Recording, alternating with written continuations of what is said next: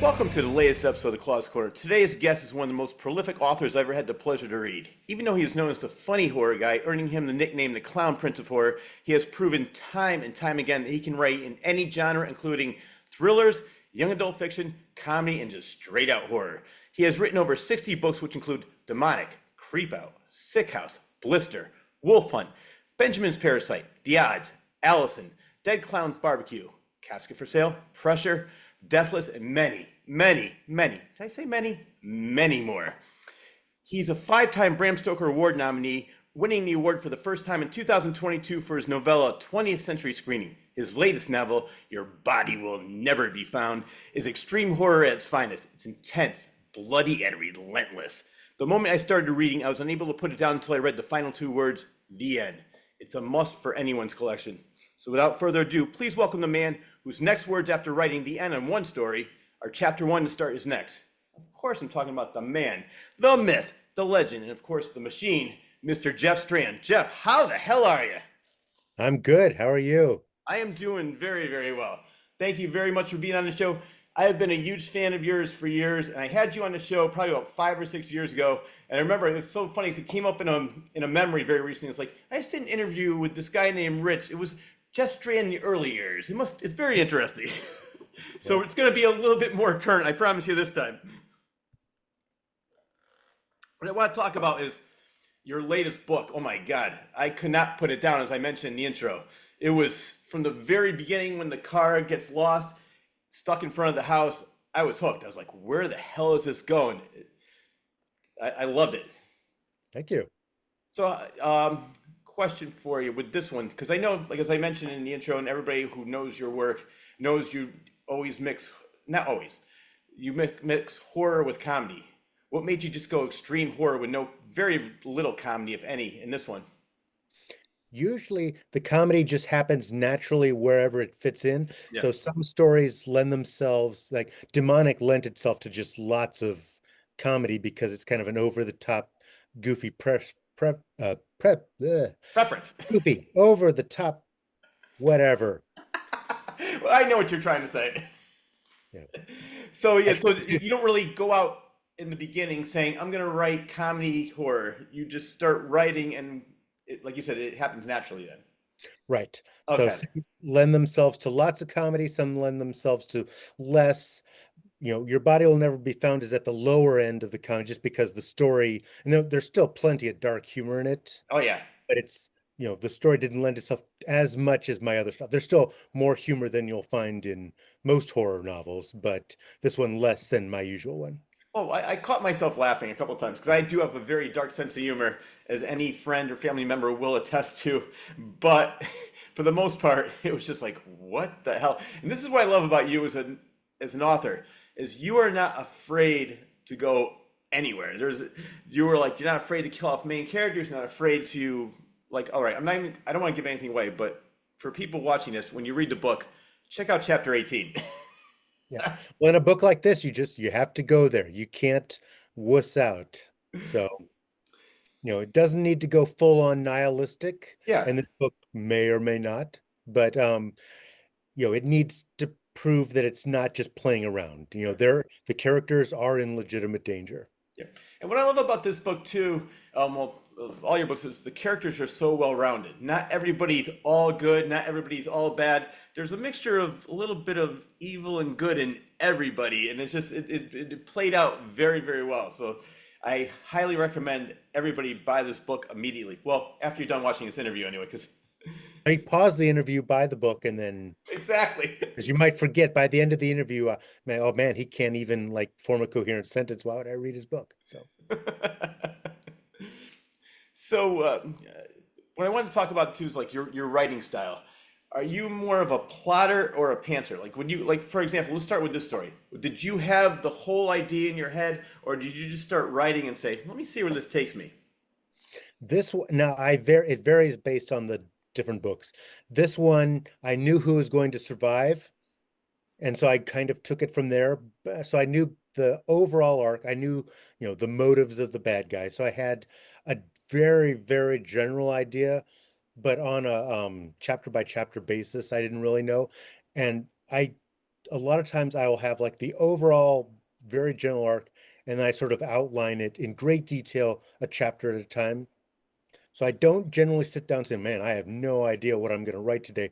I usually have a fairly thorough bullet pointed list of what's going to happen in the upcoming chapter or what I plan to write that day, but I don't necessarily have it outlined that much beyond that. It Yeah. depends on the book. Some books like My Pretties has a pretty big twist, and so I had to make sure I was consistent with that. So that one I had to plan in a lot more detail. Whereas, I've got other books where it's like I don't actually need to know that far ahead. And it's more fun to write them if I don't have a real thorough outline. And if I do have a thorough outline, I usually end up changing my mind anyway. So it's kind of wasted work outlining it in too much detail. Yeah, because I think it was in Stephen King's book on writing. He was mentioning saying if you ever get stuck, if you ever not sure where to go, just write anything down, and that might take you in a completely different direction. You have no idea where this is going to go. Have you ever had that issue? It doesn't seem like it. The way you work, you are like the hamster on the wheel. You just keep cranking out novel after novel. Have you Yeah, ever? I don't have the luxury of just getting halfway through a novel and saying, I don't know what's going to happen because that's my very early unpublished career was a lot of that, where like, I don't know what's going to happen. So let's try this. And it doesn't work at all. Yeah. And now, Well, I have lots of half-finished books in my trunk. Now I don't have that luxury. So I kind of need to finish what I start. yeah. So I generally don't start writing until I have a fairly good idea of what's going to happen. And then I, work it out chapter by chapter. Like the book I'm working on now, I didn't actually have much more than a really, really vague premise. But now I'm on chapter 3 and now I have worked out, where it's going. I need, by the end of chapter 3, I should have a pretty good idea of where it's going, or I don't know that it's worth, the time put to write it because it may just go nowhere. Yeah. I saw a documentary on Woody Allen one time, and he was saying that he goes, I never run out of ideas. He opened up his drawer, and there was thousands of little papers. He said he'll just write down these little ideas, put them in there, and then maybe one day he'll pick this up. Oh yeah, I forgot about this one. Start writing that.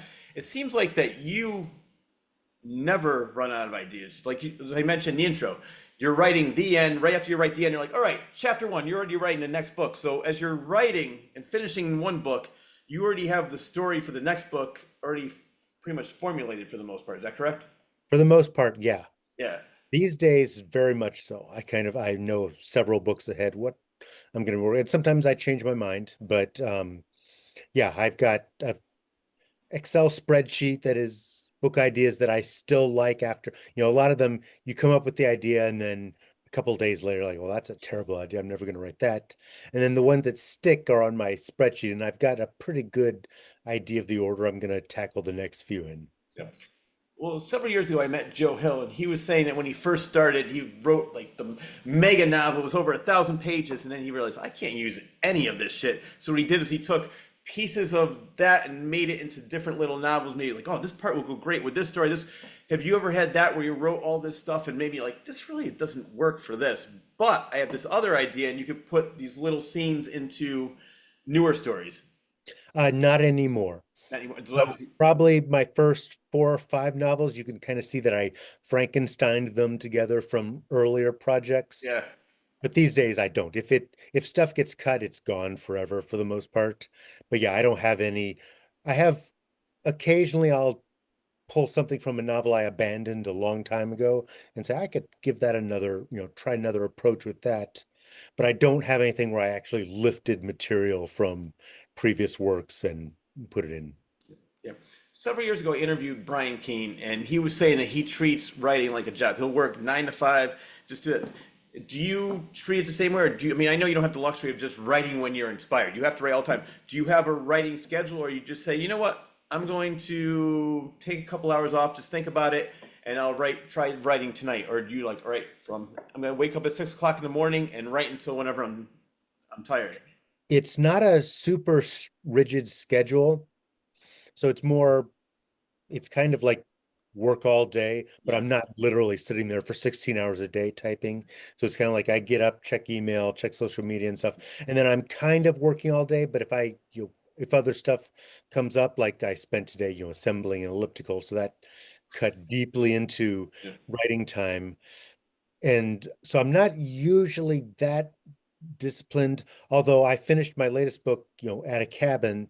Yeah. And in this case, it was write all day, stop for lunch, keep writing, stop for dinner, and then at exactly 11, done for the day, and then started, the next day. So those were long, all day because I had so much stuff to do. But on a day-to-day basis, it's never, I write from 10 a.m. to 6 p.m. It's more the computer is open all day and I'm kind of working all day, but I'm not literally typing all day. It's I'm glad you brought that. I did want to talk about that because I'm friends with you on Facebook. I also belong to your Patreon page, which we're going to get to later. But so I read everything you're doing. There was that one day at the cabin you wrote 9,000 words. That's amazing. So you just were in nonstop. You had a mission, and you're like, I'm not going to stop until this thing is done. right. And that was my personal record, but this never happens at the beginning of a project or at the middle of a project. This is at the end. Yeah. And sometimes it's the book is due and I just have no choice to, and sometimes it's just, I'm inspired. It's kind of like rolling a boulder down a hill, except it gets stuck halfway through because it's not something where I get faster and faster as I go. There's usually the middle part where it's like, I'd rather be working on anything else in the world than this particular book. But then I get past that. And then once I'm in the finale, and if I know how it's all going to resolve itself, then I can just, fly through it. And so that's what happened in this one. I wrote, 9,000 words in a very, very long day. And this didn't end at 11. This one ended probably 2 in the morning. I just like, I'm finishing up this book. And so that was a extremely long writing day, but a very productive one. Again, that's not my typical process. That was, I wanted to finish the book. I was inspired. It was going well and I got it done. But then, I certainly didn't do 9,000 words on the next book I started. Yeah. But I was happy with them. They're good words. It's not a case of, I have not really found that the length of time it takes to write a book ties into its quality. Hmm.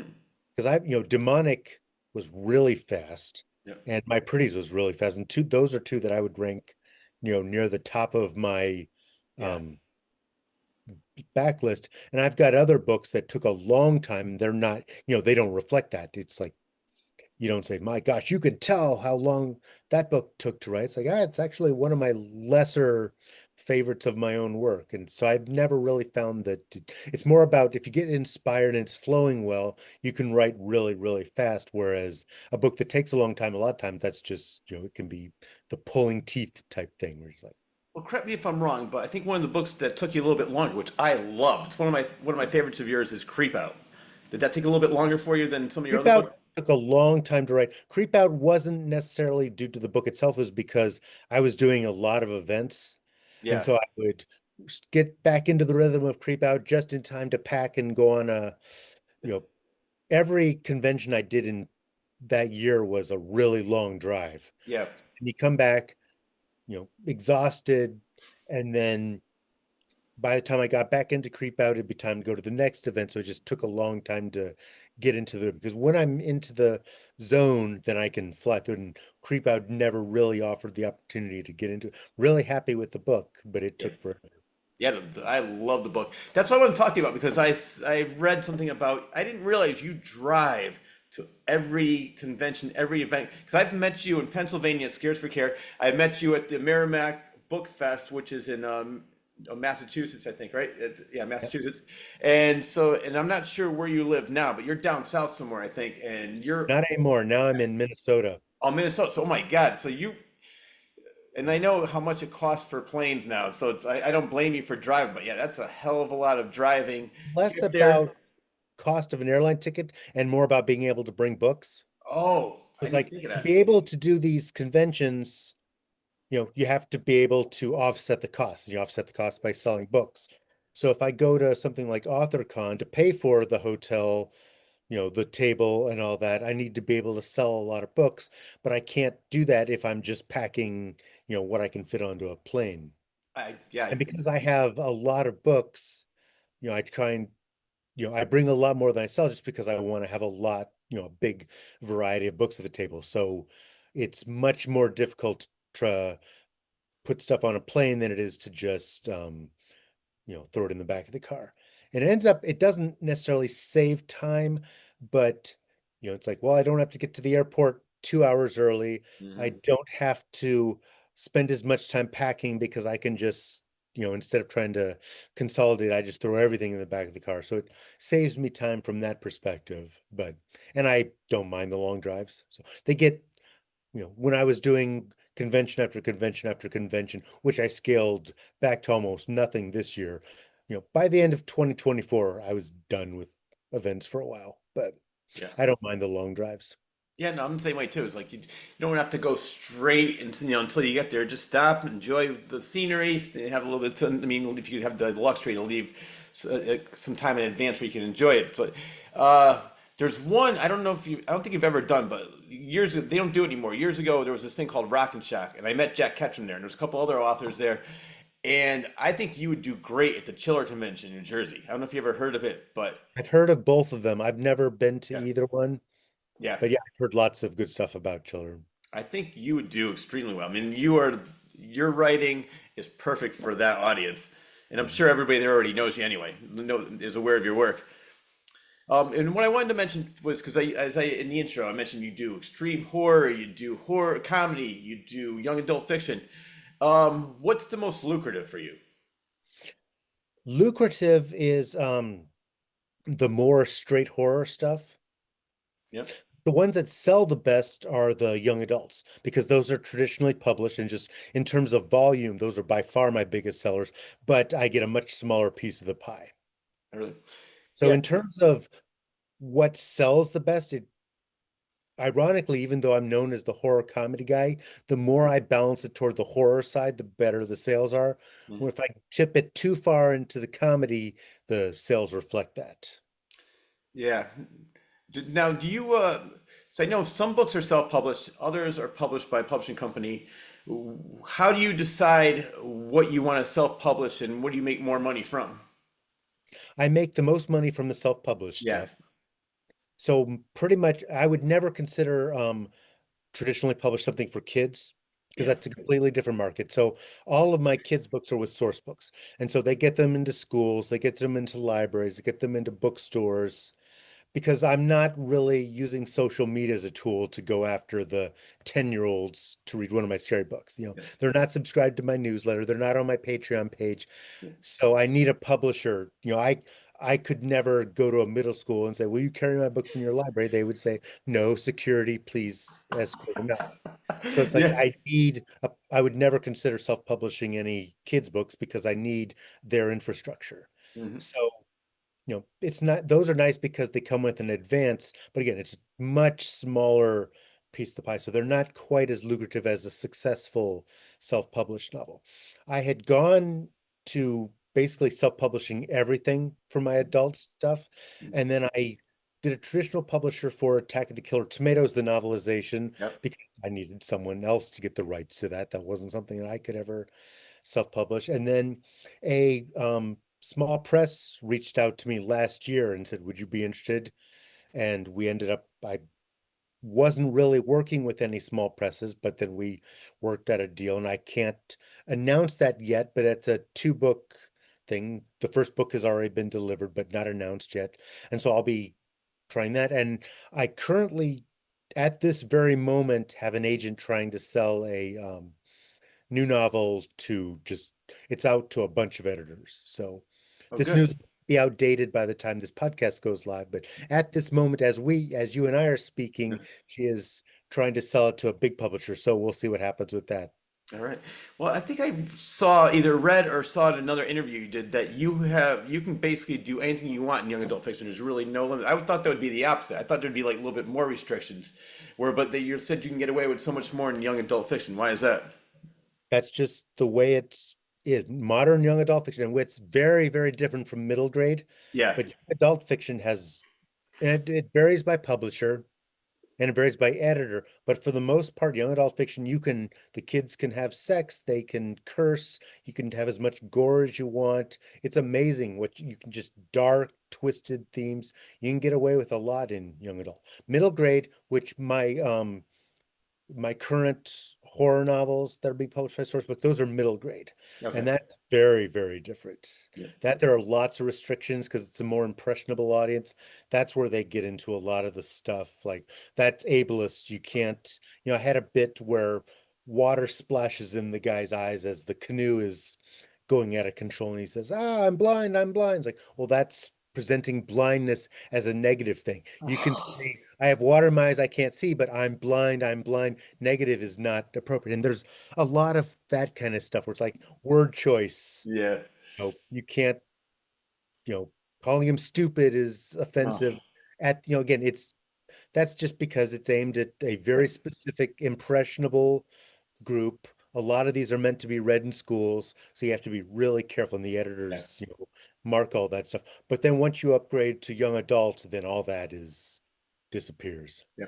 I have a feeling if the kids reading it would not even think twice about it, but that's just my opinion.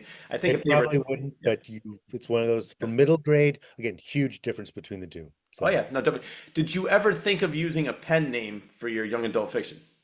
I would have if they asked me to. I Yeah. didn't want to. I like to just, get credit for the stuff. Oh, I don't I don't blame want to be creating a fake identity out there. But if they had said, "Hey, because you write stuff like My Pretties as an adult, we'd rather you come up with a pen name," I would have done it, but they didn't. And I really don't get any angry parents who are like, my son read your book, A Bad Day for Voodoo, then they read, Bang Up, and now they're ruined forever. So I you. Yeah. have weirdly as many, I've done 8 books for kids now, and I've done lots of books for adults, and I've never had issues with people mad that their kid read my adult stuff. Yeah, I wouldn't think so either. I think more it's similar to when Leslie Nielsen played Mr. Magoo. Everybody was making, oh my God, he's making. It's like, no, that's the character, and he's not making fun of blind people. You just can't see. So it's and nobody else really thought of it except for some of these marketing executives. Like, oh my God, see, like I said, I love all the genres that you write, and I'm so glad you're doing. And I might have it wrong, so I was looking for it while you were talking. Was it F.W. Monsoon? Who's that? FF Monsoon That's it. is a pen name because what I was trying to do was write the worst book ever. I wanted it to be hilariously bad. Yeah, I think I may have succeeded. So it's called Evil Bigfoot Monster, and I kept it a complete secret. And what I wanted it to be was credibly bad, but also hilarious. I wanted it to be something that people would say, "You have to read Evil Bigfoot Monster by FF Monsoon because it's just insane. You cannot, it is multi levels of bad. yeah. It's inconsistent chapter numbering. It's awful, but I wanted it to be, the funniest thing you've ever read, hoping it would go viral. And it did not go even remotely viral.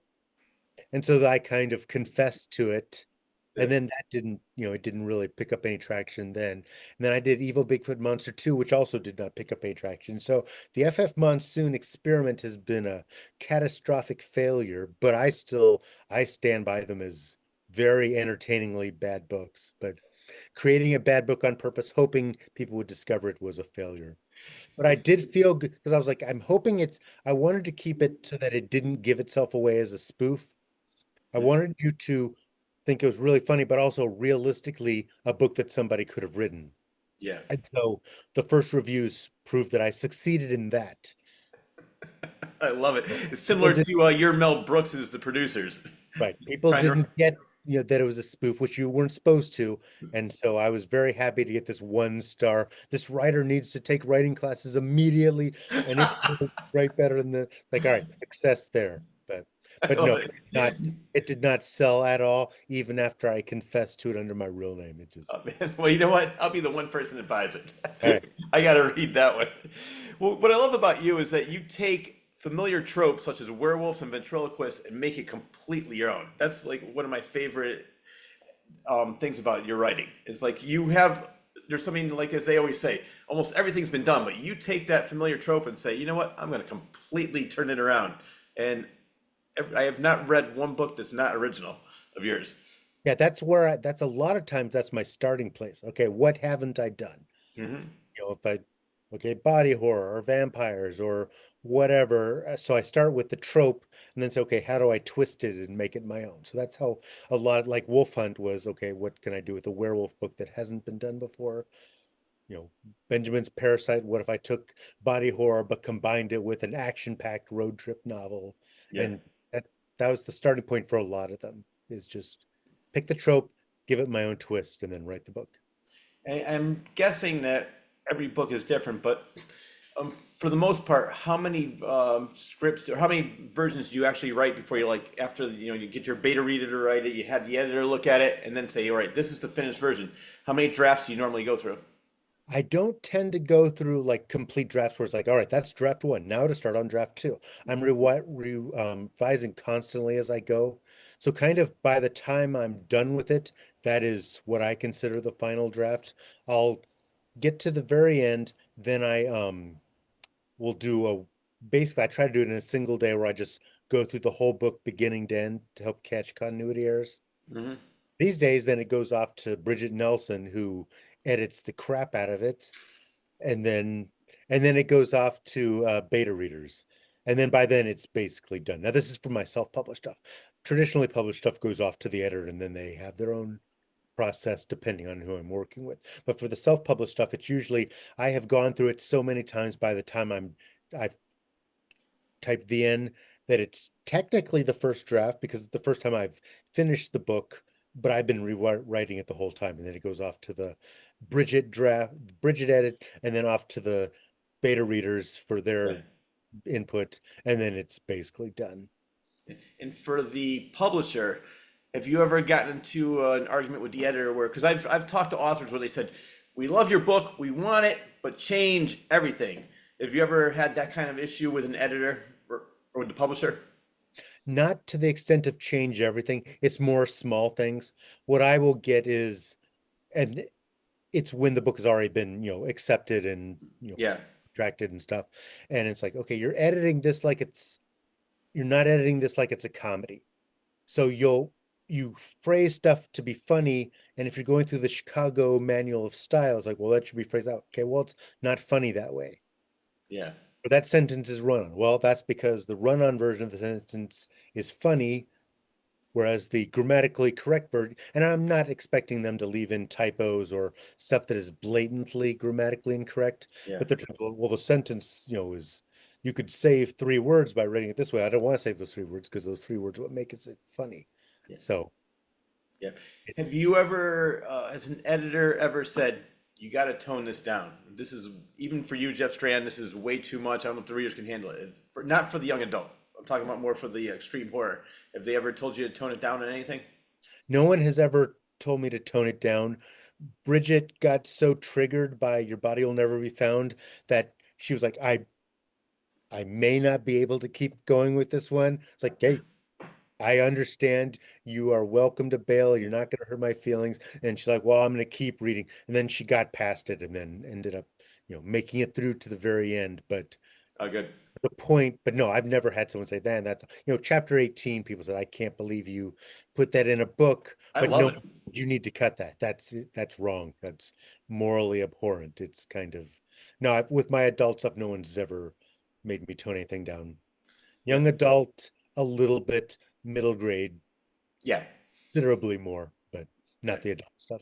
Yeah, as long as you're not making fun of people who can't see, you're good. Right.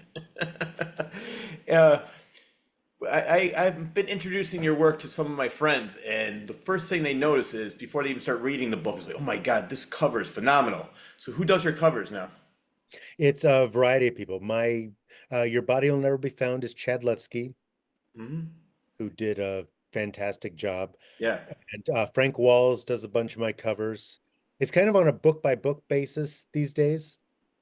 So, and a lot of times I've gotten proficient enough in Photoshop to create bad mock-up versions.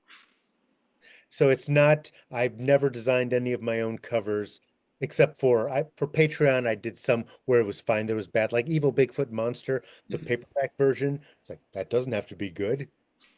And then I did a variant cover of my collection, Gleefully McCocktails, just for Patreon subscribers. And that one I was able to do myself because it didn't need to be professional quality. But if it's a regular book like Wendy Sabercore did Bloodsucker County, I'm just kind of it's on a book by book basis. I have a couple books I'm not sure who they're going to get to do it, but it's kind of all right, who's the right person for this? So I knew that Chad Lutsky could pull off the 70s exploitation thing. So what I put together, and he had done Creep Out, so he did an excellent job with Creep Out. So what I did was I used my limited Photoshop abilities to put together like, here is what I want. Now do it well. So Yeah. he, because I don't have the ability to make it look good, but I have the ability to convey what I'm looking for. So he took what I gave him and, used talent and skill to turn it into a good cover.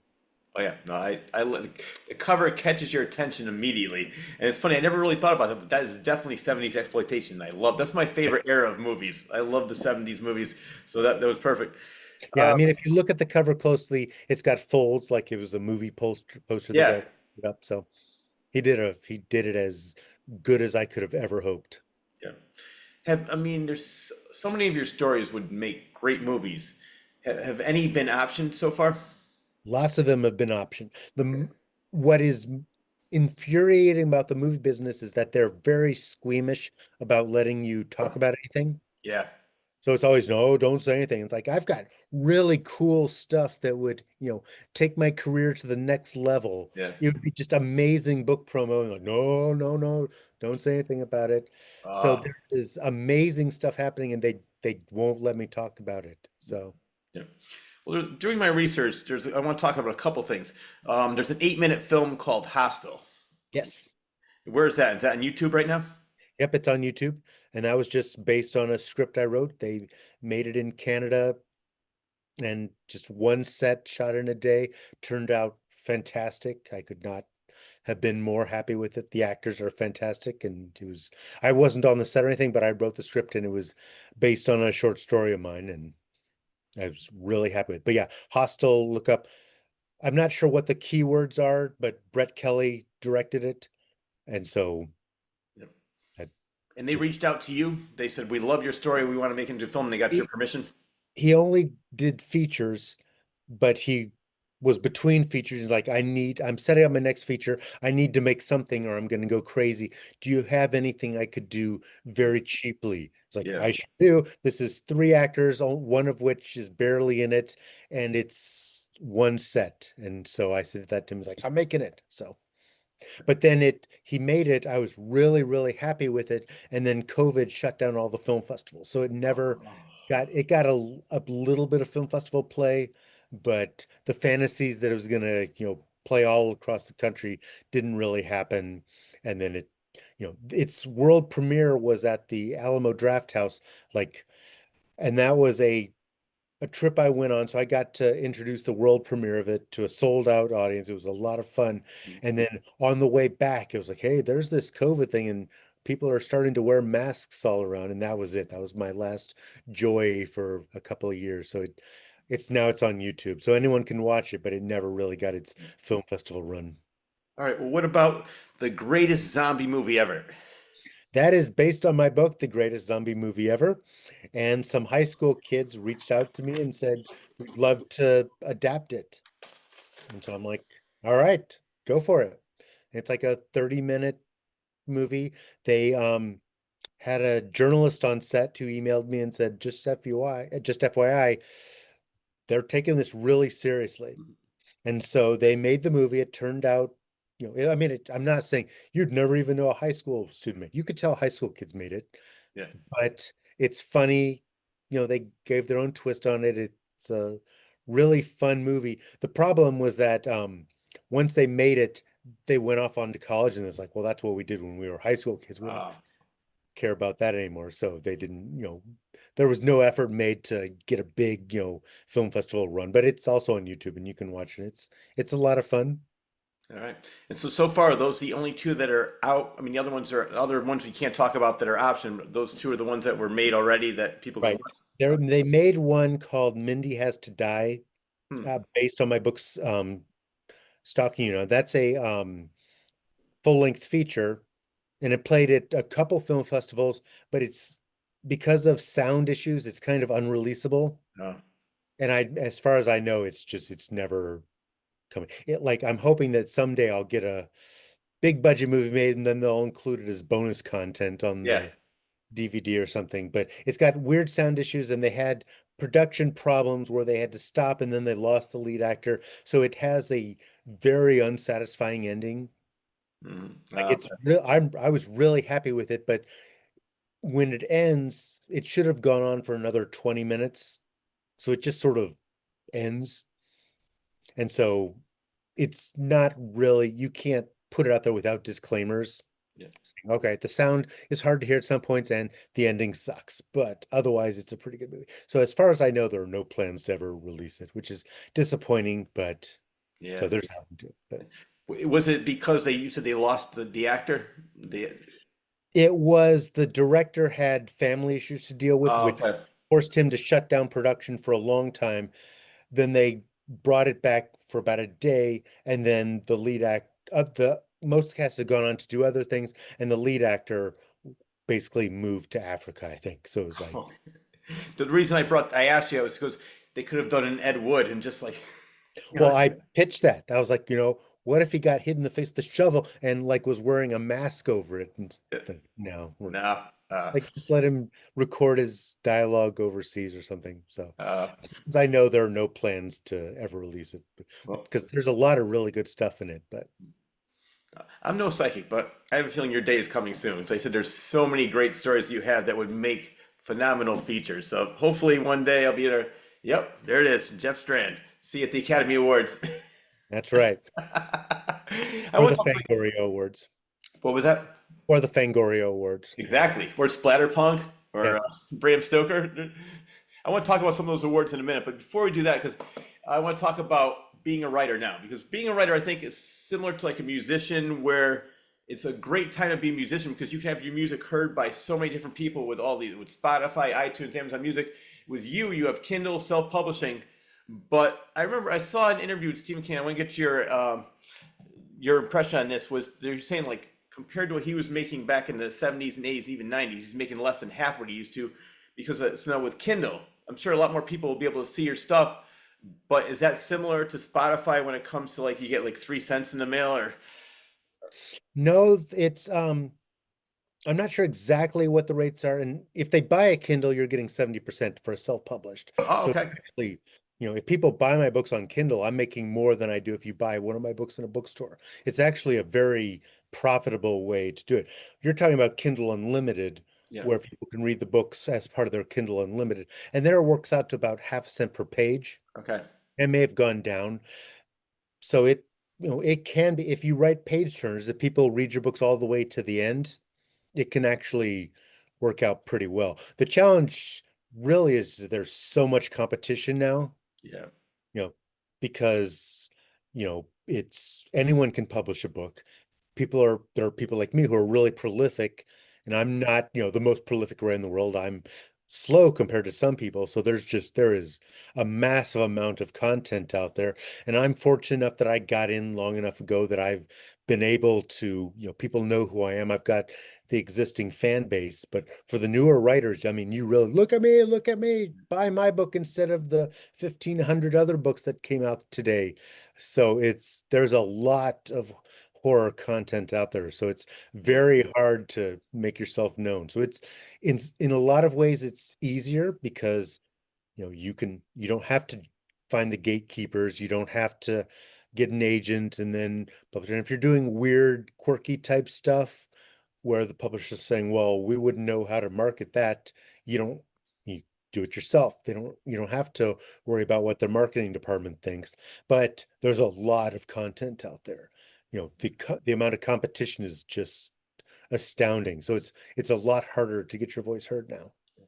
I have to say, as I mentioned the word prolific in the intros, like I think between you and Jonathan Mayberry, out of the authors that I like, you two are probably the most prolific. You're coming out with book after book after book. I can't keep up. I want to read everything that you both of you do, and it's like, oh my god, I need to just quit my job, take the summer off, and just read because to keep up with what you guys are writing, it's amazing. And it's not just you're writing just to make a buck. You guys are writing great content. So Right. Well, no.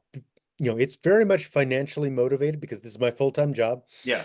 And if my book sold well enough that I could do a book a year Hmm. and then just relax, I would love that. That would be delightful. One big book a year and I'm good. Yeah. But that's not the way it works with my career. But no, it's very important to deliver every single time. And because I bounce around a lot, not everyone loves every book because, they'll say, oh, well, Creep Out's a slow burn. I don't like slow burns.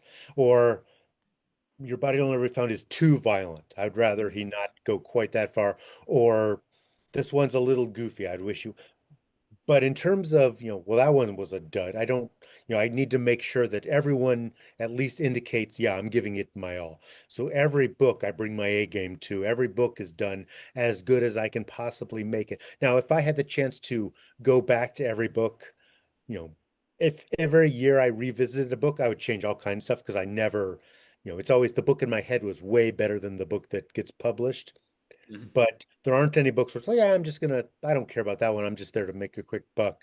Every book is done with as much passion as I can put into it. But it is also, financially motivated because that's how I pay my bills is through writing. So Yeah. the prolific part is very much because that's what Need I to have pay to the do. bills. Yep. Yep. Well, how long were you writing before you decided to quit your day job and become a full-time writer?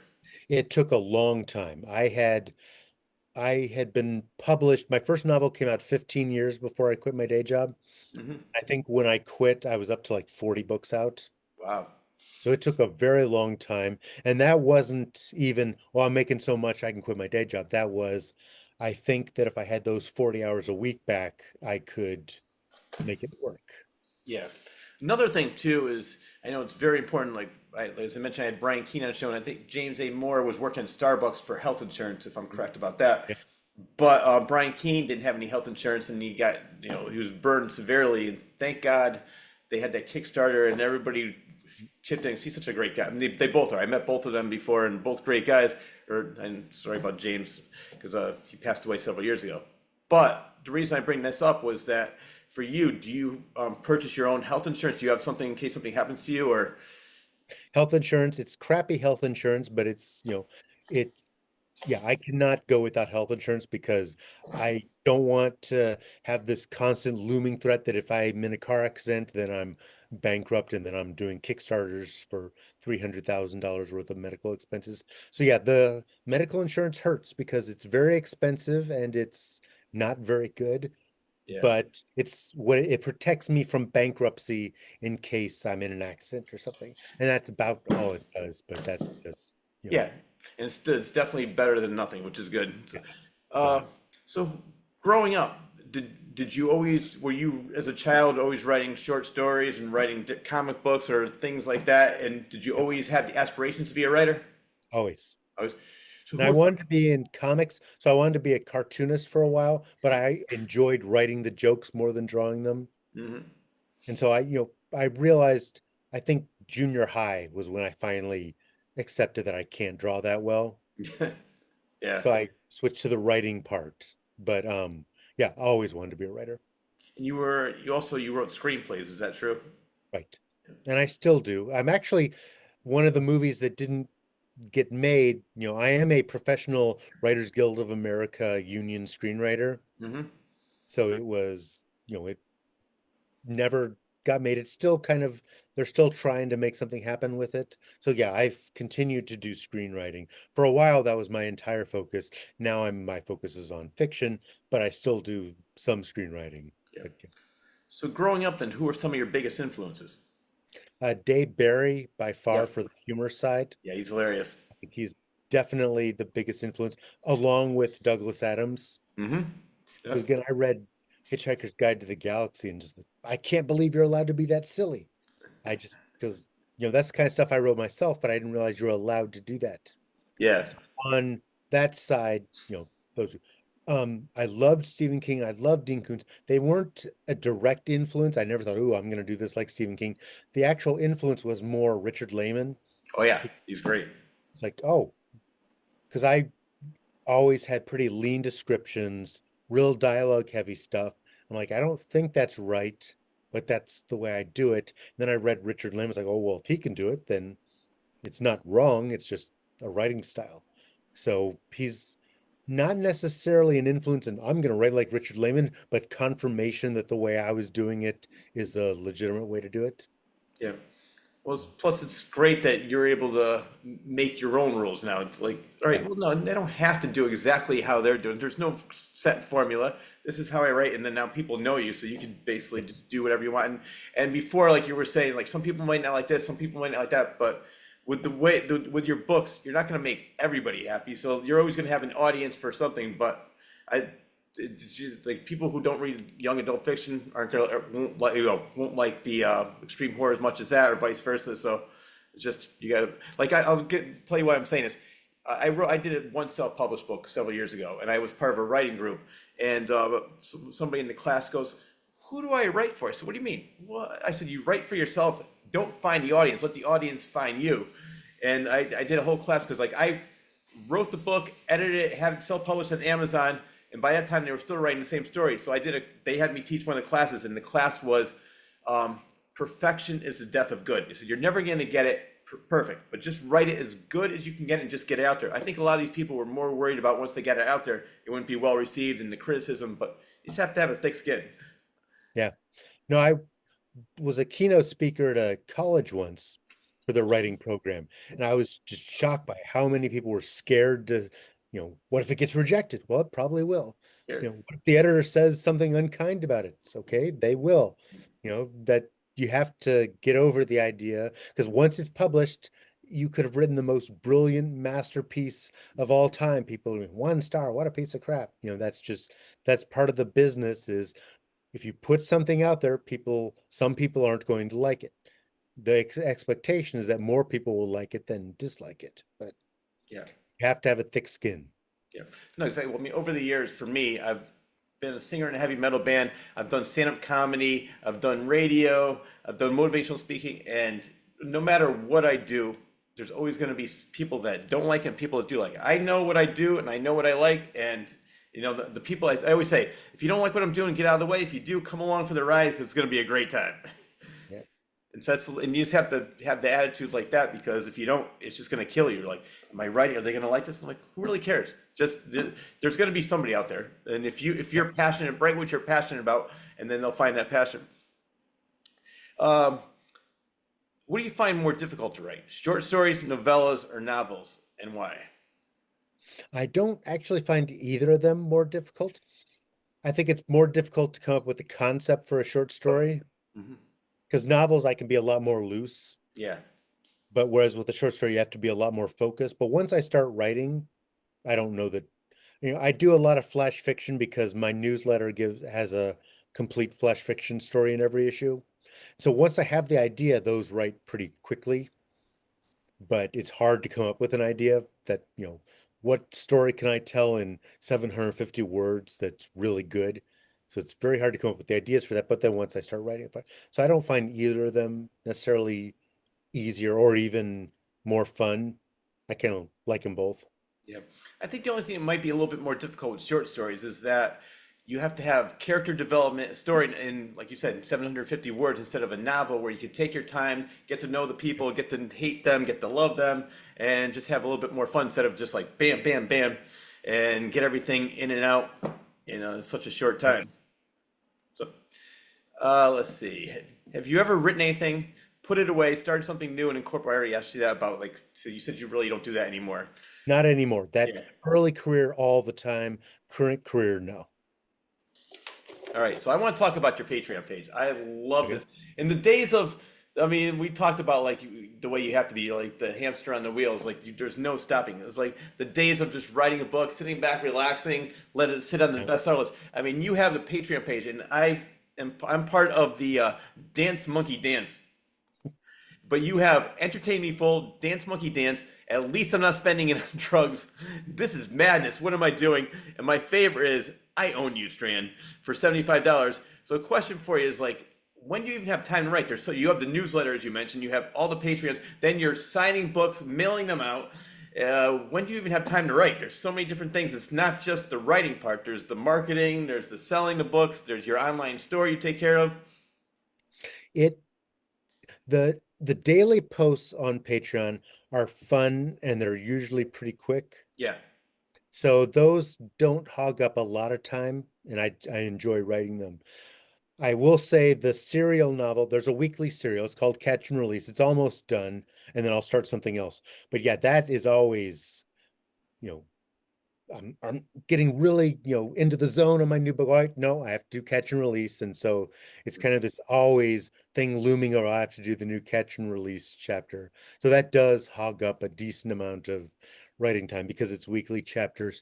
The and that the $10 thing has a longer essay Mm. and that's once a month where I'll come up with, in more depth than a post, like, just something where I go on for maybe 1,500 to 2,000 words instead of the usual one, which is about 400 to 500 words a day. And then there's also a short story. So, and sometimes that will be an unpublished piece, and sometimes that's a brand new written piece. So that takes up some time. And then at the $25 level, you get this quarterly goodie box, which I get 2 months not to worry about it. But then, this last one, I want it to be worth your time. I want, because if it's $25 a month, you do get all the digital content, but I want people to open this box and say, wow, that's really cool. Yeah. And so it has to be at least something that you could never get anywhere else. And so the last one was a handwritten chapbook. And it didn't take that long to actually write the story of the chapbook, but I hand wrote every one of them. Wow. And so each one was like a one of a kind collector's item, the same basic story, except that I customized it with the name of whoever was getting it. Yeah. So it was, they're not significantly different, but each one is individually written and each one has your own name in it. And those, I spent a lot of time, lots of hand cramps that hogged up, about a week. Yeah. And so, yeah, the Patreon, it does take up a lot of time, but it's fun. And yeah, at some point I will probably downsize it and get rid of the higher level ones and just stick to the lower ones. But for now, it's got, the 5 tiers. Right. Well, question for you. What do you get for $75 and it's entitled I Own You, Strand? The $75 one is a chapbook that is a one of a kind chapbook. Oh, that's So the handwritten chapbook was kind of the same story for everybody. yep. This is this is your chapbook starring you in a story that no one else will ever read. But it's basically you can do whatever you want with it. So if you want one copy and want to hoard it, or there'll be two copies because I'm keeping a copy for myself. But if you want two copies in existence, and if you want to say this Jeff Strand chapbook, I own one of the only two copies in existence, and no, you may not read it because it is a story from my own eyes only. You can do that. If you want to order them at my cost, I'm not making a profit off it, but if you say I want to order 250 of them to give to everyone I know, I'll do that. If you want to sell it, I'll do that. It's kind of like your chapbook starring you, customized based on, do you want to be really goofy? Do you want to be more serious? What do you want? And then you get this special chapbook that is all yours. That's at the $75 a month range, which also gets you everything else. So you get the quarterly boxes and then you get all the posts. So I think I might have to up my subscription on that one. I like that. Another thing too, I did not realize all the work that goes into Audible. I thought with Audible, you would just, have the book, give it to the person, the narrator, and then he would read it. I didn't realize I was reading your Patreon page the other day. I want to go over some of the things we could talk about this. You had to go through and mark each point of view character in red. Then you had to write up a brief character description, answer various narration questions, and fill out a section called content warnings.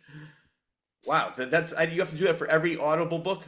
no, this is the first time I've had to do. Now the difference is Oh, normally I do royalty share, meaning you know, I get half, the narrator gets half, and I just and I try to work with the same people as much as possible. mhm. And so I have a lot of the people who narrate my stuff have narrated, 6, 7, 8, 9, however many books of mine. So they know my work, I know them. And so it's more of it's a pretty comfortable relationship. And I just send them the book and say, all right, have fun. In this particular case, this is a publisher who acquired the rights, and they paid significantly more than I typically make for an audiobook. You Okay. know, usually it's you split the money. In this case, it was upfront, and but the upfront was way more than I would make for just splitting the profits. So it's a more, in-depth process, but properly compensated for it. Okay. Yeah. No. And what happened was then they said, well, who would you like to narrate this? And I'm like, well, I'd like Scott Thomas to do it. And they said, all right, let's stick with what works. And then he accepted. So it's like, oh, well, so I could have just sent Tim Scott Thomas the book and let him do it because, we have a working relationship. But at the time I was filling that out, it was just, who is your preference? But we didn't know it was going to be him. So it And worked can you out. say which book that's going to be? Your body will never be found. Oh, okay. All right. Can't wait. Uh, speaking of, I'm gonna go to the. I mentioned in the intro. Was it 5 times you were nominated for Bram Stoker? You won once. The first Yep. time you were nominated was for Pressure. I love that book. It's such a great book. And I have a question for you. Why do you hate Alex Fletcher so much? You were just destroying him. It's like you must. It sounded like you had so much fun torturing that poor bastard. I try to do that to all my characters. I. I don't want my characters to have an easy time of it. So he gets it. There are protagonists who get it worse than him. Oh yeah, no, I know. I've read many of your books, but I was just rereading that book recently. I'm like, this poor guy. And then, so that book was, I think, 2006 it came out, if I'm Yeah, correct. Right. So then, 2021, you wrote a sequel to it entitled Deathless. right. Was that planned, or you were just thinking, like, you know what? I know how this is. I know how to add more to this story, and then you started writing that. I had an idea for it, like that was going to come out very quickly after Pressure, Yeah. basically just Pressure 2. And then I just kind of ended up not deciding I didn't really want to do it. And then what I realized around 2020 was that enough time had, because Pressure takes place over about 20 years. Yeah. And I realized, okay, enough time has passed between the two books that I could do another epic scale one. It could take place over 15 years and I'm not worried about technology. I could have it basically pick up around 2006 when the book was published. The Pressure books don't actually say when they take place, but you can back into it based on, there are certain references, but it never says 2006 or whatever. So I thought, okay, well, if this one starts in 2006, I could end it in 2021 without saying it's 2021, but that's where the technology is and it makes sense. So I thought, okay, now is the right time to do that. I've got an idea for where it could go, and I was pretty happy with the way it turned out. Oh my God, I loved it. Do you have any plans? I mean, I read the book and I know how it ends. Do you have any plans for a third one? I, Maybe 15 years, 15 to 20 years, I'll end it. But yeah, it wouldn't be something that I'm going to leap right on, but I may, yeah, be with this. Every 15, 20 years, I write a new Pressure book. yeah. Darren Russ will never die. Yeah. And I love the character of Luna too. I mean, it was so well done because sometimes you see some of the sequel, and sequel is just as good and even better in some parts than Pressure. So, congratulations on that. Yeah. Uh, what is 20th anniversary screening, the novel? Okay. 20th anniversary screening, the novella Yeah. was I had done a book called Slice and Dice, Hmm. and it was four novellas. It was William Malmborg, Jeff Menapace, and Ian Rob Wright, and we just did slasher novels. And mine was 20th anniversary screening, which was a fake nonfiction piece. So it was written as a website article, and it ended up winning the Bram Stoker Award. And so I've been thinking a lot. It's like that was fun to write, and I realized that an oral history would be really fun, where you basically get the perspective of all the different characters and just make it as funny as possible. Yeah. And I had never actually written it. I was just one of someday I'm going to do a novel version of 20th anniversary screening. And then I recently signed with Lucienne Diver, who is now my agent, because lots of behind the scenes stuff that I won't get into here. I needed an agent for a project, and then I had never worked with her, but I knew her well enough that I could reach out and say, "Hey, are you interested in this?" And she was. And so she was like, I'd very much be interested in trying to market some of your adult stuff. Because this was for a young adult, but I'm like, all right, I'm listening. So she said, well, what do you have in the works? And I sent a bunch of different ideas, and she's like, yeah, 20th anniversary screening. I love it. Mhm. So I wrote, she said, get me 60 sample pages, and we will market this. So I did the 60 sample page. Basically, I took what's in the novella and then just turned it into an oral history. So it's the same story, same premise, since I can say the word premise now that we're Yeah. an hour into this. And it I it's the same premise, but it's much more expanded because you're getting quotes from everybody involved. It's a lot funnier. And then I wrote an outline for it. And the outline takes a drastic left turn once it catches up to the events in the novella. So the last third is completely new and it goes bonkers.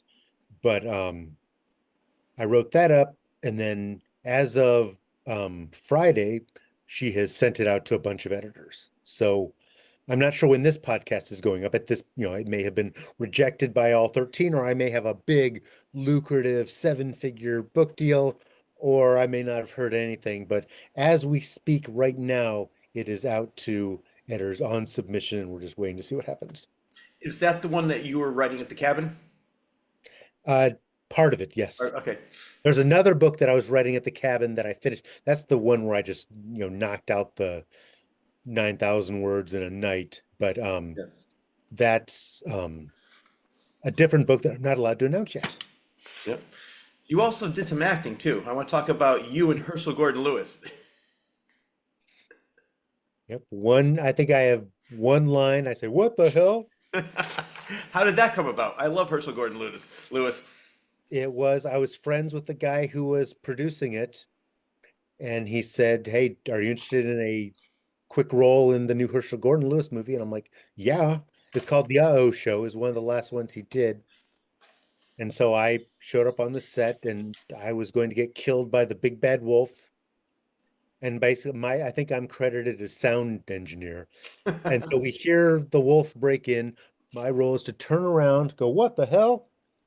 And then the big bad wolf attacks me. And the big bad wolf, I was really relieved to see the final movie because it was this big guy who could definitely kill me, but he had a butcher knife in both hands. Mhm. And so he was holding them like this, and he grabs me by the shoulders with butcher knives in his hands. Now, this was a big guy. However, if your hands are full and someone grabs you by if their hands are full and someone grabs you by the shoulders, you can pull away pretty easy. Yeah. It's not difficult. So he had his hands full with butcher knives. He grabbed me by the shoulders. We struggled, and so I'm trying to pretend like I couldn't just quickly pull away, no problem at all. So it looked really stupid. And so cut. I'm like, oh my God, that is going to be mortifying when I watch that in the movie. And so a year later, I was at the Freak Show Film Festival watching the world premiere of the Uh-Oh Show.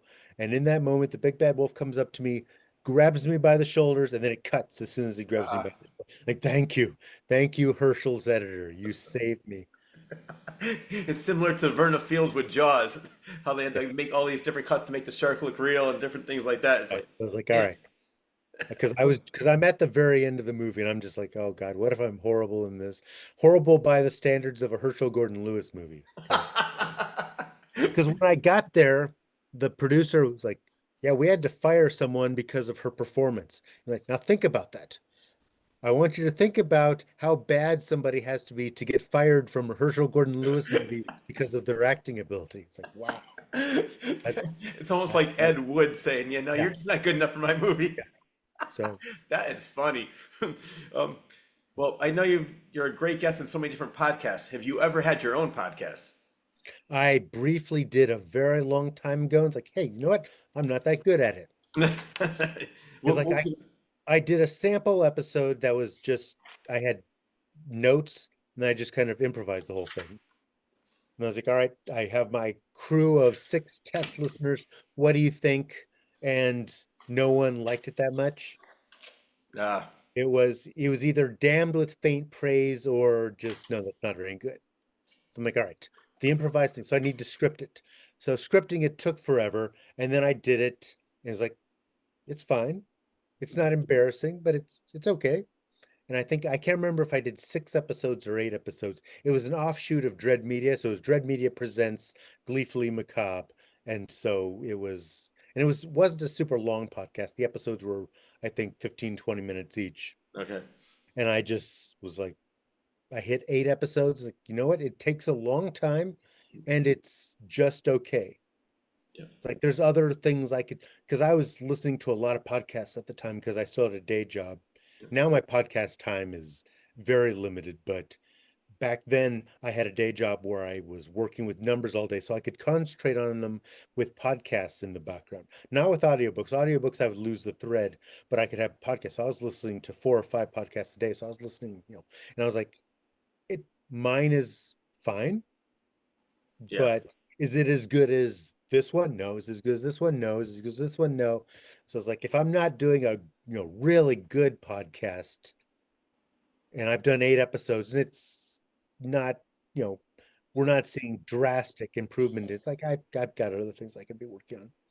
If I had the ability to just turn on the microphone and record a half-hour podcast and then turn it off, I would, you know, have continued to do it, but there was a lot of prep work involved. Oh yeah, I mean, and that's not even your day job. That's just for fun. And you have all these different things to do. So I completely understand. That's why when I was talking to Brian Keene, he said his podcast got so out of control because he was just fighting all these different things, and he goes, I didn't have any time to write anymore. I have to get back to what my day job is. So I completely Yeah. understand. There's one I can't remember the name right now. My mind went blank on it, but there was an author, and he started a podcast, and he would just read stories on there, and then his stories became best. Was something Scott Siegel, I think, or something Yeah. like that.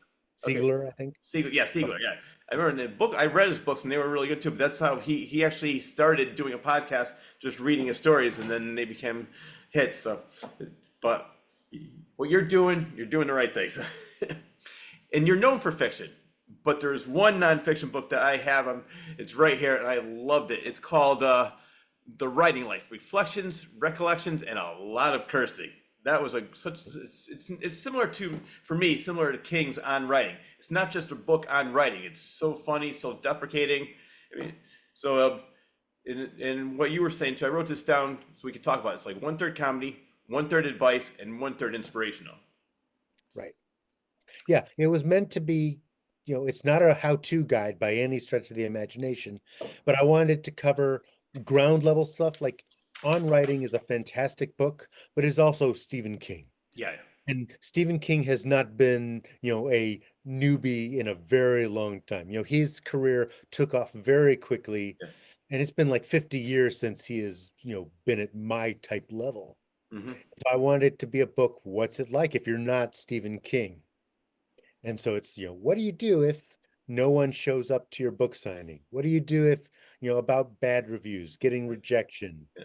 So it was kind of, lower level type stuff. And, I tried to make it as honest as possible.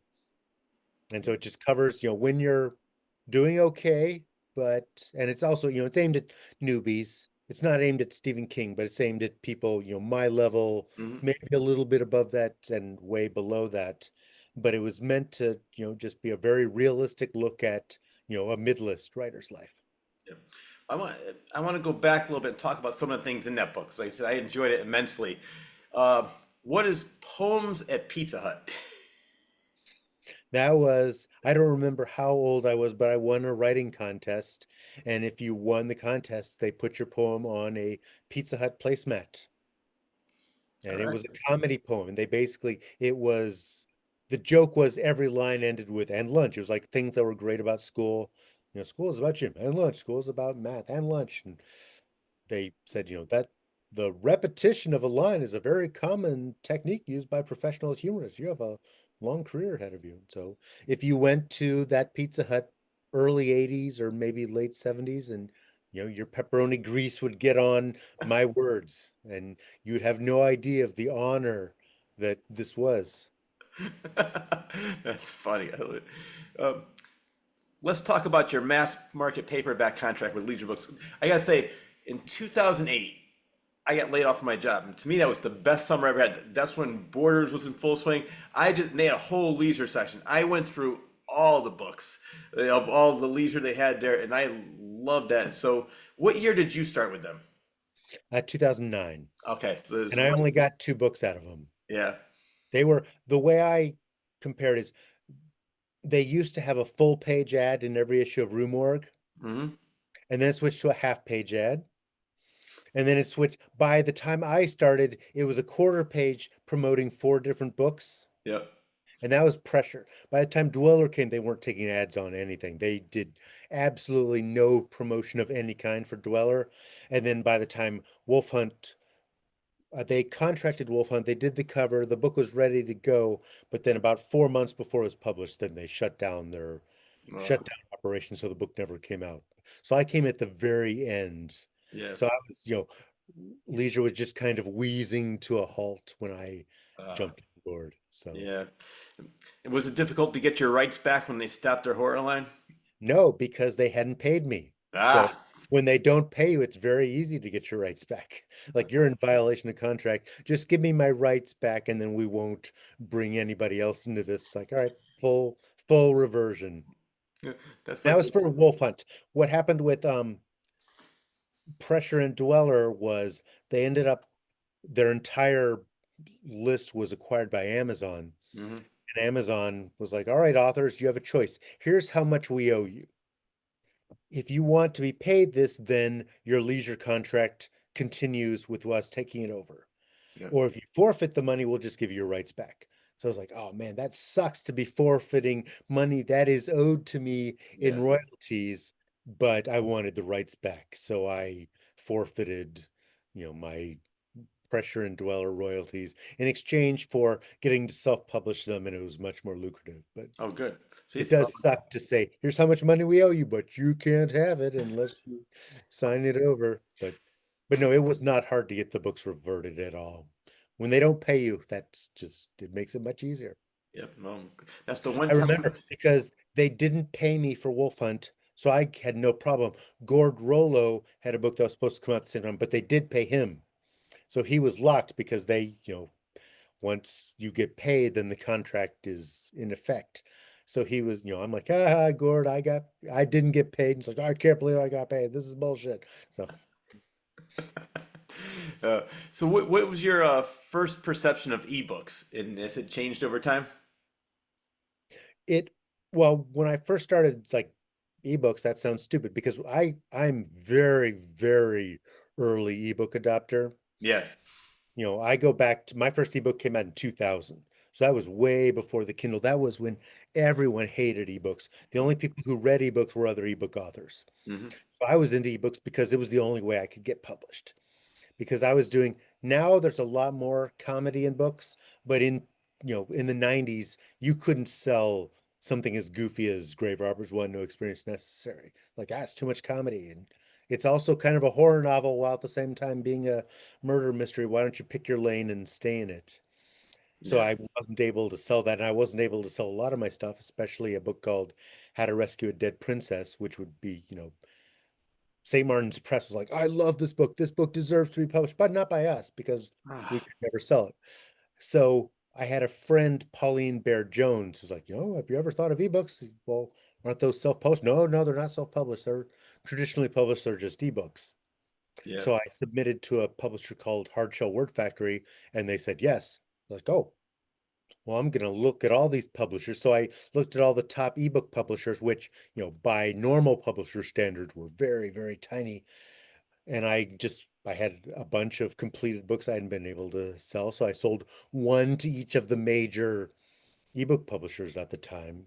So I looked like the most prolific writer ever because I had so much stuff come out, but it was Yeah. stuff that I'd already written. So then it was a lot of people pretending they were really into ebooks, but what they really wanted was to be a print author Hmm. because no one read them. You had no audience. They came on diskettes, or you had the Rocket Reader, which was kind of this pixelated, heavy, just it was not a very good it was inferior to reading a print book. Yeah. Pretended it was the future, and everyone hated it. And then I once I started doing print stuff, I was like, well, I still had ebook editions, but I didn't care that much about that part. Then the Kindle changed everything. Hmm. Then suddenly, it's like, hey, people like ebooks. They love ebooks.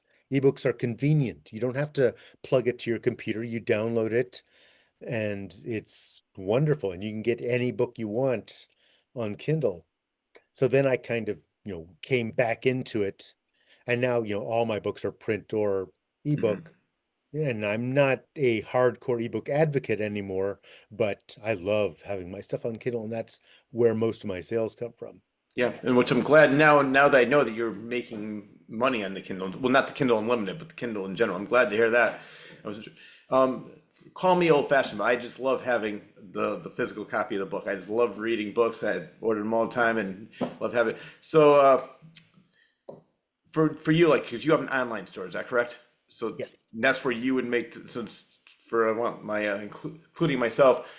If you want a book from you, where you make the most money would be to go to your online store. If you want them signed, Yes. or if you actually care, like how would Jeff Strand make the most money from my purchase? Well, the answer is jeffstrand.bigcartel.com, and that's where you're just buying them directly from me. And then I sign them, I include a goofy little letter and ship them out myself. So, my fingerprints are on them. I don't actually address the envelopes because Bridget Nelson's handwriting is much better. So that fancy penmanship that you see on the envelope is not mine. That is Bridget's. But I signed the book myself. I slid it into the envelope myself, and you know, usually I'm the one who mails them out. So, Okay. but So, well, no, I think it's great because people like you, is your whole living is writing these books and making the most money. So, I mean, I want you to get as much money from me instead of letting Amazon get 70% of it or whatever they get. So, I'd rather buy directly from you. yeah, And it really just came from people would say, how do I get a signed book? And I yeah. didn't really have a process for that. So now it's just like, follow this link, get them all. Okay. Well, I will be doing that. We're still in Jeff Strand in the early years. I'm still in that the nonfiction book. What is Genie? Oh, geez. And I'm going way back. Genie goes all the way back. That was early to mid 90s, and that was just like a bulletin board system that I was on. It Okay. was social media without graphics. So Okay. All right. Well, we're gonna move ahead a little bit. And I love this, and I would love to see this. I guess there's an improv group. I'm not sure if they do it anymore, but they would act out your stories. yeah, they did. It was one time. Oh, one time? And Okay. you basically I have a story called Really, Really Ferocious, which is like the Okay. Wiener Dog story. And I read the story, and then they came out and did like 45 minutes of improv based on it. So it was a fun evening. I want to see them do Your Body Will Never Be Found. That would be a great improv. That'd be a very different kind of improv. And the other one, which I think you would be phenomenal at, there's something as the gross out contest where you have to gross out Yeah, I have participated that many, many times. I finally won because I used to come in second or third every time. Like I never won. I was always second or third. And then more recently, I've gone both ways. I have not placed at all, which was new, but I also won, which was so. Yeah. All right. Can you tell me what put you over the top on the one that you won on? Like, It was a musical number. I wrote Gross Out the Song. I played a tambourine. It was an original song, original lyrics, original music. And I just went up there and sang a very disgusting song. And that was it. And I'm told there was no question. I'm told that it wasn't even, all right, there was no debate. It was like, we're only debating second, third, and fourth. We already know who our winner is. So I love it. in the next year, I was honorable mention. So I wasn't able to keep the streak alive. Where they usually have that? It Now there are two places. It used to be at the World Horror Convention. They phased that out. And now it's at KillerCon every year and it's at AuthorCon every year. Do they? And I unfortunately only went to one, but do they still have the Scares for Care every year? Yeah, Scares the Care, it's been rebranded AuthorCon, Okay, that's it. but it's the same charity. They Yeah. discontinued the actual Scares the Care event. So now they have AuthorCon, and then they have a brand new one called AuthorCon Killer Pride, which I think is coming up next month. But yeah, so they've got a couple of offshoots to it. They had a St. Louis one last year that they're not having this year. I think there's talk of bringing it back next year, but they haven't announced anything yet. But yeah, AuthorCon is scares the care. Okay, that's I got. I mean, hopefully I can check one out sometime They're soon. a lot of fun. Yeah, I had the best time. It was like 24 hours and just it was great. There's so many great people there. I love this, and it's. I think it's such a sad state of affairs. But what's your view on AI? I despise AI. Me I have too. a shirt. If you go to bigcartel.com, there's a shirt that says real authors write their own books, and it's got a ban AI symbol. So if you want to proudly share my views of AI, and some authors get mad and oh, you gatekeeper, you're scared of technology. No, I just don't have any respect for people who plug keywords in and make it write a book. I So know I'm with you 1,000%, and I have seen as that shirt, and I want to buy one because I saw on your Facebook somebody wearing that, and I said that is great because because it I was hear like these. people would say, "Oh, well, what about ebooks? People used to hate ebooks." Well, ebook authors were still writing their own Mhm, books. What about exactly. self-publishing? Self-publishing authors are still writing their own books. AI is you plug in some keywords and the computer writes the book for you. So I don't respect that, and I don't care if they get mad. I am happy to make my opinions known, even if if AI authors get mad at me, that's not going to ruin my evening. I'm perfectly content with making those particular enemies. So I'm with you 1,000%. I think it is just lazy. And I hear these stories where people were saying for like if they're writing TV shows or sitcoms, they'll have AI write the first draft and then they'll just touch it up a little bit. So just come up with some original ideas just to see what it was like. That was a Chat GPX or something, whatever it's called. I said let me type in horror story in Farmington, Connecticut, where I live, and it came up like in maybe 30 seconds. This story, it was so generic, so boring, so stupid. I said this sucks.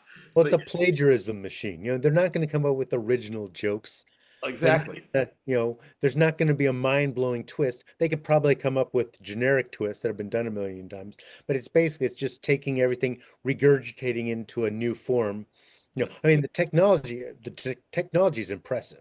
The fact that it can create, a whole novel, that's impressive, but it's not a good novel. There's no soul to it. And, I figure as somebody who puts a lot of comedy into his work, AI is not generating Yeah. new jokes. It might generate new variations Yeah. on old jokes, but it's not, it can't write Your Body Will Never Be Found. So Exactly. What I love about you too is you are not afraid to express your opinion. And what I want to talk about is I'm with you on AI. I'm also with you on your political views, and you're not afraid to voice your political views. Do you ever worry that you might lose some of your audience because of that? I have lost some of my audience. The thing is, okay, I'm going to piss off MAGA right now. Not big readers. Yeah. So I love it. so Very it's true. like I'm not, it's like, well, you're losing half your audience. Am I? Am I really losing half my audience? I will get the people, I have gotten angry. I've got, I will never read another Jeff Strand book. I'm losing some of my audience, but there are authors who are, I don't care if I'm losing half my audience. It's more important. You're not losing half your audience. That's performative. Your audience is fine. You actually gain, I've had people, Jeff Strand has Trump derangement syndrome, so don't buy his books. And people are like, oh, well, then I'm going to read his books because Yep. again, you can criticize Trump all you're losing very little. If you have a right-wing podcast, you're probably not going to criticize Trump much. But if you're writing horror fiction, there are some MAGA in the business, but not that many. And my career is fine. I'm going to be okay if I say that Trump is a complete piece of crap. Which So, he is. And I agree with you. I endorse that. But I I have a I would like to pretend, it's more important to me to speak the truth and to sell books, but my book sales are fine. You don't lose a lot of sales critiquing that moron. So I want to give you a perfect example of that. Years ago, my girlfriend had a tag sale, and this guy was definitely a MAGA. She was selling some of her books, and his comment was like, "I gave up on reading a long time ago, dude." It's like that's not really something to brag about. And then Yeah. the next guy that came in, you could tell he was more to the left. He's like, "Oh my God, he's mentioning all these authors, mentioning all these books, all this." So you are exactly right. It's like you're not losing anything because most of them they probably are too lazy to even listen to the Audible. Trump's not reading a lot of books. Obama would put out his yearly reading list, and Trump's is, the back of a McDonald's wrapper or something. Yep, very true. That is hilarious. Uh, Another thing too is I love your taste in movies. I want to talk about this because I know you have movie nights or when you actually have a chance to go out and do something. The reason I'm bringing this up is because you and I are about the same age, and I loved Naked Gun, the TV series. I loved Police Squad, the TV series, Naked Gun, the movies. And I know recently you saw that, and I'm afraid to see it because I said I don't know. I said, can it really tough? But what was your opinion of the movie? I really liked it Did you okay? because the preview did not convey a Naked Gun spirit. It felt like Deadpool. Yeah. Like the music's wrong. It's not the type of jokes you get in the Naked Gun, but the movie itself completely different. It had the traditional saxophone soundtrack, and to me, most of it felt like a Naked Gun movie. Oh, good. And I thought, you know, Bridget Nelson, my girlfriend, does not agree with this. She didn't think Liam Neeson was anywhere near as good. I thought he did a pretty good job doing it. It's, the pacing is just as good. There are some jokes in it that would not be Naked Gun jokes. There's a snowman segment that is completely not Naked Gun at all, Mm. but it was one of my favorite parts of the movie. Okay.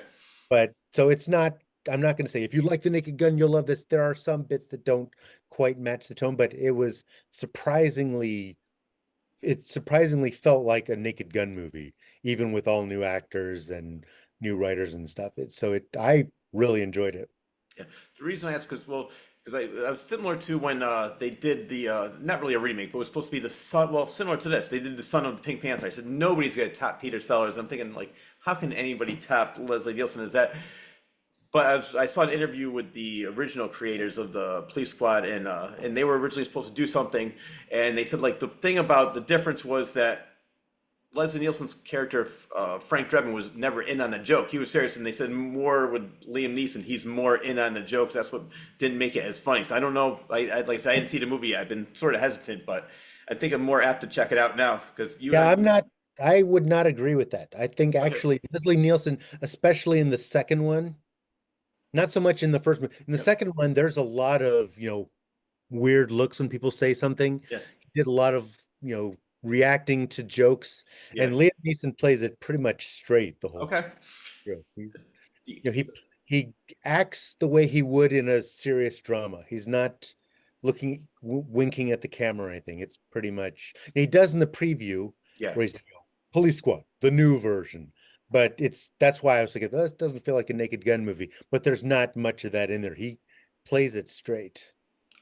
And the last one I want to talk about is I just saw this last night, and I know you saw it was Weapons. What was your opinion of that? I loved Yeah, Weapons. me too. It didn't top Companion as my favorite movie of the year, but it was a strong second place. I thought it was great. Yeah, no, I love that movie too. I wanted to, and I love Amy Madigan's character. From what, and without giving anything away with that, from what I heard, they're going to be making a prequel on her Right. character. Yeah, so I'm Yep. definitely looking forward to that. Thank you very, very much for coming back on the show. I love talking Glad books, to love be talking here. movies. Yeah. Is there anything that we haven't talked about that you want to discuss? Nope, I think we've covered everything. Try to, from Genie all the way up to the That's right now. right. So, what is the next book that will be released? I know you're writing book after book. And what's the next one? I know on Audible we talked about that. It's going to be Your Body Will Never Be Found for print version. The next one doesn't have a title yet. Okay. It's called Stalker Novel. That's my working title. I'm very mildly toying with the idea that the book might actually be called Stalker Novel, but it's basically a writer because I have written 60 books. I've never done one with a writer as the main character. Mhm. I purposely avoid it. So you know what? I'm gonna do it. And he's gonna be based on me. So it's a horror writer whose career is very similar to mine. Personality's a lot different, but career-wise, similar to mine. And it's very much inspired by a real life event, then insanely exaggerated. Hmm. I've never had a stalker. I've had like the hints of something that could become a stalker, but never did. So this is what if that event played out the way it did in real life, but it got way, way worse. So that's the next one, but doesn't have a title yet and or a official publication date. But that's gonna be self-published, so it should be out relatively soon. All right, I'm definitely looking forward to that one. And might as well give your girlfriend a little plug too. Her name is Bridget Nelson, and she's coming out with a book called Karma. Is that her next book? Yeah, that's her first original novel. She wrote the novel. I've got it handy right here. All She did right. the novelization of Dead Girl, but Karma's her first novel, full-length original novel, and I've read it. It's really freaking good. So she's working on edits for that, and she's done a bunch of short story collections. So Your Body Will Never Be Found, it's extreme adjacent. It's very violent. It's over the top, but her stuff is just full on extreme. So it Really? is. If you want the real stuff, I kind of dabble, poke my toe and dip my toe into it. This is full on. So if you read Jeff Strand stuff and say, man, what a wussy book that was, then switch over to Bridget Nelson for the real horror.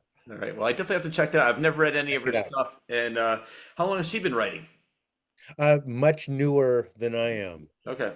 only the past few years. Yeah. So Well, I'm friends with both of you on Facebook, and I love the way you two play off of each other and the way you help promote each other, but in a funny way. yeah. So, do you do the same thing for her that she does for you? Would mean like going through her book, editing it, reading, and saying, "Well, I like this. Why don't you take this out?" No, I go through it? Yes. I was reading Karma as it was being written, offering my suggestions. My skill set is not a deep, in-depth edit. Yeah. So I'm more high level suggestions on stuff. I'm very good at helping brainstorm where it's like, here, let's talk out what's going to happen in the next chapter. But in terms of like doing a thorough professional edit, that's not my thing. I'm more, I found a typo, but that's much more her skill than my skill. I'm more on the as it's being written element. But I'm tend to be, she likes to talk stuff out, and I'm very internal when I'm working on it. Yeah. I don't talk about it that much until the book is done. So. Well, one of the things I want to talk about was that the difference, and I read this in your Patreon, the difference between synopsis and back cover, mm. and what you like more and why. Well, synopsis is just the whole story from beginning to end. No secrets, just here's what happened. I'm going to talk you through Dead Girl, the novel. Here's what happens from beginning to end Yep. in about 5 pages. Whereas the back cover copy is, once deemed too controversial to release, Dead Girl stunned festival audiences, outraged religious groups, became an instant cult sensation. It's the much Yeah. more dramatic, and you're giving away as little as you can while still hooking people. So those are fun to write. Synopses suck Yeah. because it's hard to like I had to do it for 20th anniversary screening, which is a very funny book, but it's hard to Yeah. describe it in a synopsis and convey how funny it is. Yeah. So it's And you said that you actually write the back cover before you even write the story. sometimes and it usually changes, but it's enough to give me like the Stalker book has back cover Yeah. copy. It's too spoilery. I wouldn't actually use it, but it gives me kind of a Yeah. something. Yeah. uh, And one last thing I want to talk about. It doesn't really matter now because bookstores are, I mean, they still exist. Barnes and Noble's still around and other stores, but a lot of people buy stuff online and back in the day when your books were in bookstores, I can't imagine them trying to place your books in different areas. Like, say, all right, Jeff Strand, wait, is he horror? Wait, no, is he comedy? Wait, is he young adult fiction? So was that ever an issue with you placing your books in the bookstores? When Leisure was doing the books, they didn't have a horror section anymore, Yep. so it's just like general fiction. My books that are in bookstores now are the kids' books, so that's easy. It's just middle grade. Yep. And my the young adult stuff, you can still get some of them in bookstores, and it's young adult, generally contemporary or young adult general. So Hmm. yeah, they're still in bookstores. The kids stuff is pretty easy for them to shelf.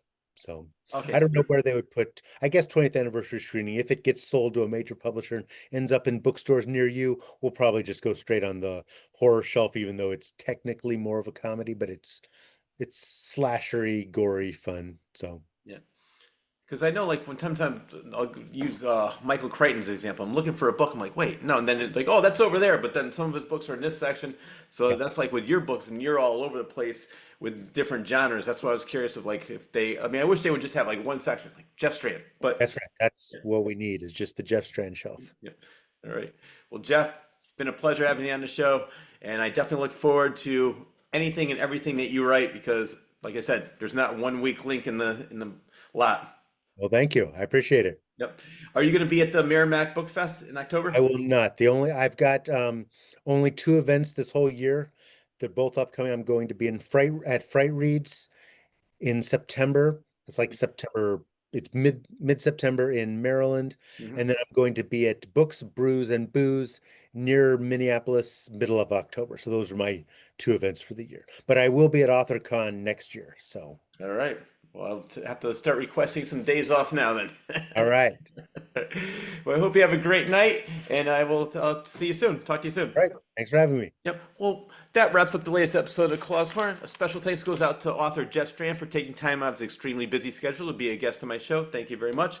I also need to thank editor extraordinaire John Bristol, the award-winning Elmwood Productions, for always doing a superb job editing this show each and every week and making it available to all on YouTube. I am also extremely grateful to Rob Bull and Al Coles for all they do to make my show available on Spotify, iTunes, Amazon Music, Audible, iHeartRadio, and a cable station in Connecticut. But lastly, and definitely not least, I need to thank you, the viewer, for always tuning in. Enjoy your day, everyone.